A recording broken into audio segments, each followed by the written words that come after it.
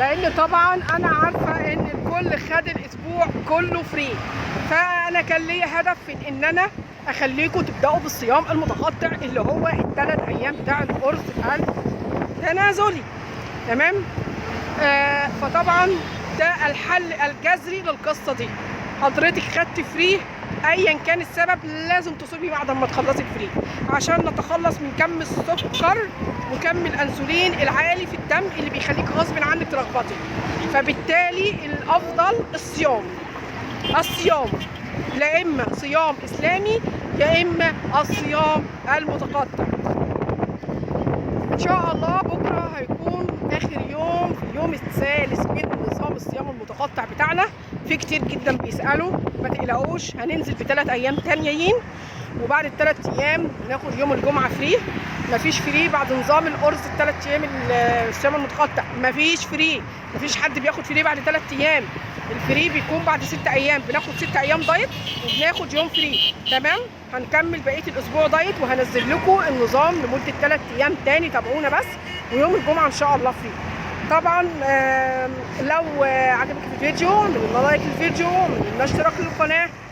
وكان معكم أدمن هبة الله، أدمن قلوب. لو نفسك تخسي بالبنات فقط وقناتكم على اليوتيوب هتخس مع هبة الله. سلام الله عليكم ورحمة الله وبركاته. السلام عليكم.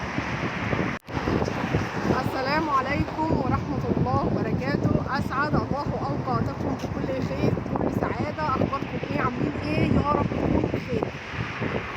مشكلة كتير جدا بيشتكي منها، ليه يا هبه بعد ما بناكل فري ما بنبقاش عارفين نرجع للنظام بتاعنا تاني؟ في كتير جدا طلعوا من الفري بتاع العيد مش عارفين يكملوا دايت، مش عارفين يلتزموا تاني. طبعا فري العيد احنا ادينا يومين فقط، ولكن الاغلب لم يلتزم باليومين دول، والاغلب خد العيد كله او اسبوع العيد كله فري. طيب ايه الحل في الموضوع ده؟ نعرف الاول ايه السبب اللي بيخلينا بعد الفري بنبقى على طول جعانين، بنبقى على طول عاوزين ناكل حاجات حلوه، عاوزين يعني على طول حاسين ان احنا عايزين ناكل على طول الوقت. السبب في الموضوع ده ان طبعا بيبقى فيه نسبه سكر عاليه جدا جدا عندنا في الدم. فبالتالي السكر من كتر ما هو عالي في الدم عمال يفرز في انسولين بطريقه كبيره جدا، لدرجه ان الجسم نفسه مش عارف يتعامل معاها.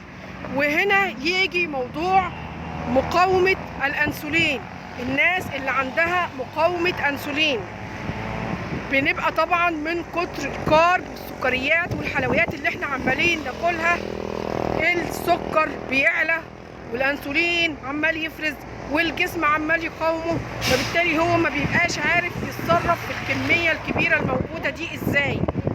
فبالتالي طول ما هو عالي مخلينا احنا جعانين، مخلينا احنا على طول عاوزين ناكل، وبالاخص ميولنا دايما للسكريات، لدرجه ان ممكن تكوني لسه واكله ومفيش بعد الاكل وحاسه نفسك عايزه تاكلي تاني. ايوه بيحصل الكلام ده. طيب بيكون الحرق طبعا هنا بعد ما خدنا اسبوع عكنا فيه يعني بما يرضي الله،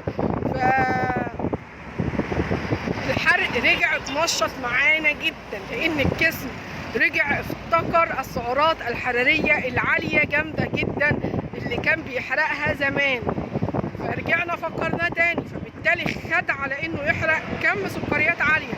جينا نرجع نلتزم برجيم تاني، مش عارفين نلتزم، وعلى طول جعانين وعلى طول عاوزين ناكل. طب ايه الحل؟ في جانب استسلم للموضوع ده وهرب مننا، وفي جانب عاوز يشوف حل، لان هي فعلا عايزه تكمل هدفها، عايزه تكمل حلمها. اعمل ايه؟ الحل هنا الصيام المتقطع او الصيام الاسلامي. الصيام هو الحل الوحيد لمقاومه الانسولين في الدم، لان الصيام بيخلي الجسم في حاله انه بيتخلص من كميه السكر الموجوده، بدليل ان دايما اللي عندهم سكر عالي وبيعانوا من السكر العالي، تلاقي سكرهم اتظبط سبحان الله في رمضان. ده طبعا بسبب الصيام. فبالتالي الحل هنا ان احنا خدنا فري او رحنا مصيف، كان عندنا اي ظروف ايا كانت ما خلتناش التزم بالرجيم بتاعنا، المفروض ان احنا لما نيجي نرجع للدايت بتاعنا نصوم 16 ساعة صيام متقطع، او صومي يومين صيام اسلامي. يا ستي اعتبري ان انت بتصوموهم لله. تمام؟ بصي تلاقي السكر اتظبط عندك، بدأتي رجعتي تلتزمي تاني بنظامك. فهو ده الحل الوحيد في القصة دي كلها. عشان كده احنا لما رجعنا بعد فريه العيد، انا كان ليا هدف ان انا ابدأ معاكم بنظام الصيام المتقطع ده، عشان عايزة ارجع اظبطكم تاني، عشان انا عارفة ان كله خد الاسبوع بتاعي.